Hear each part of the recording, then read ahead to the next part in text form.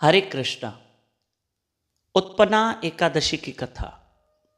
युधिष्ठिर महाराज ने भगवान श्री कृष्ण से पूछा कि इस एकादशी को उत्पन्ना एकादशी क्यों कहते हैं और इसके पीछे क्या कथा है।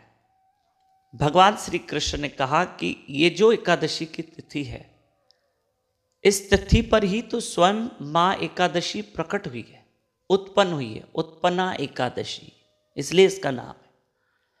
कथा इस प्रकार है कि सतयुग में एक मुर नाम का असुर था, बड़ा शक्तिशाली था। मुर तो सारे देवताओं को वो परास्त कर चुका था, समस्त देवताओं को। वो मुर इतना शक्तिशाली था। एक दिन इंद्र देवता समस्त देवताओं को लेकर शिवलोक में गए। शिवजी से पूछा कि इस मुर नाम के असुर को कैसे मारें। कहा आप भगवान विष्णु के पास जाओ। समस्त देवता भगवान हरि के पास गए।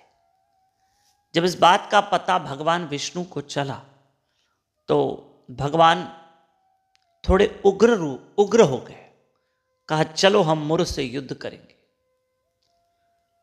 तो देवता भी थे भगवान के साथ उस युद्ध में, लेकिन मुर ने समस्त देवताओं को फिर से परास्त कर दिया। फिर भगवान ने मुर जो दानव था उसकी सेना को भंग किया। पर यह मुर इतना शक्तिशाली था कि भगवान ने एक लीला की। भगवान बद्रीनाथ की पहाड़ियों पर चले गए। वहां एक गुफा है, उस गुफा को एकादशी गुफा कहते हैं, पर पहले उसको सिंहावती गुफा कहते थे। उस सिंहावती गुफा में भगवान चले गए और भगवान ने नेत्र बंद किए।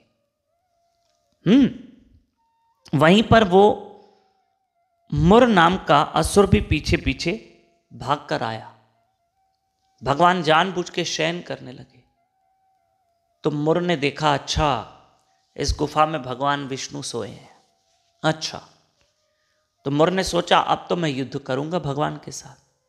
लेकिन इतनी देर में भगवान के शरीर से एक कन्या उत्पन्न हुई।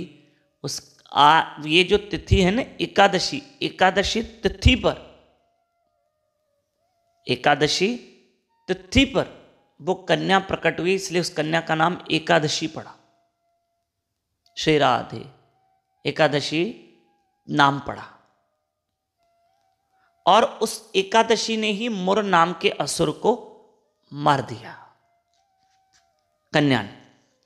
भगवान ने देखा थोड़ी देर के बाद कि अरे ये तो मुर मरा पड़ा है, किससे मारा। तब उस कन्या ने कहा मैं एकादशी हूं, मैंने मारा। तब भगवान ने कहा आपने इतना बड़ा कार्य किया है, वरदान मांगो। कहा हे जनार्दन, जो भी आज के दिन व्रत करेगा और अन्न का त्याग करे, बस आज के दिन, यानी हर एकादशी की बात कर रहा हूं, जो साल में 24 एकादशी आती है, एकादशी तिथि आती है।